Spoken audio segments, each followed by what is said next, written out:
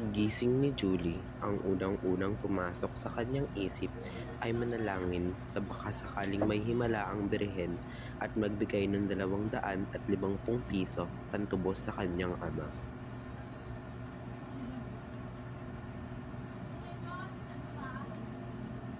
Ngunit, walang himalang nangyari.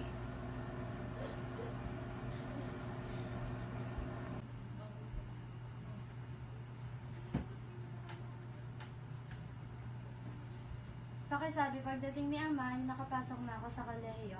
Ang guro ko ay magaling magkastila at mura lang ang bayad dito.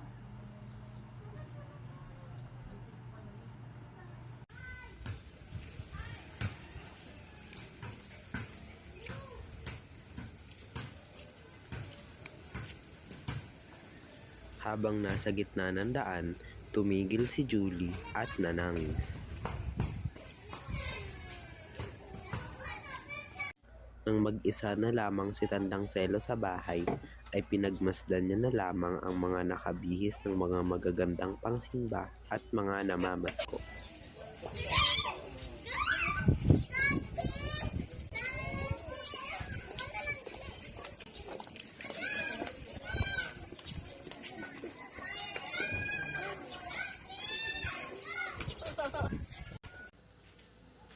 Magandang umaga mga binibini. Magandang umaga, Ginoo.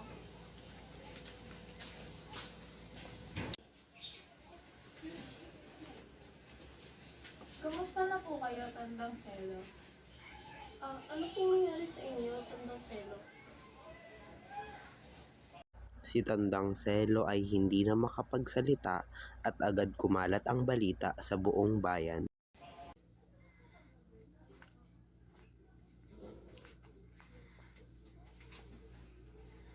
Alam mo bang may nabalitaan kami? Si Tandang Selo raw ay hindi na makapagsalita. Kaya siya ay napaparusahan dahil siya ay makasalanan o may kamag-anak siyang makasalanan. Ang tinutukoy niya rito ay si Julie. Sana'y tinulungan natin siya magpakabanal ngunit di natin nagawa. Isipin nyo, ang isang babae pwede na mag-asawa ngunit di marunong magdasal. Hindi siya marunong huminto sa sumasayo at makasalanan sa Aba Ginoong Maria.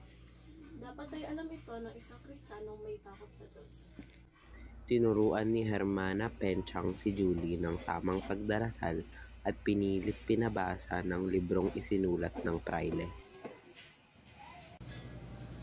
Agad namang lumuwas ng Maynila si Basilio upang kunin ang natipong kwalta upang pantubos kay Julie.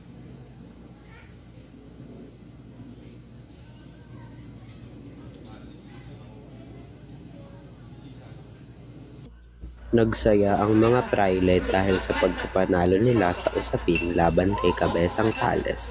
Sinamantala nila ito upang ipagkaloob sa iba ang lupain nito.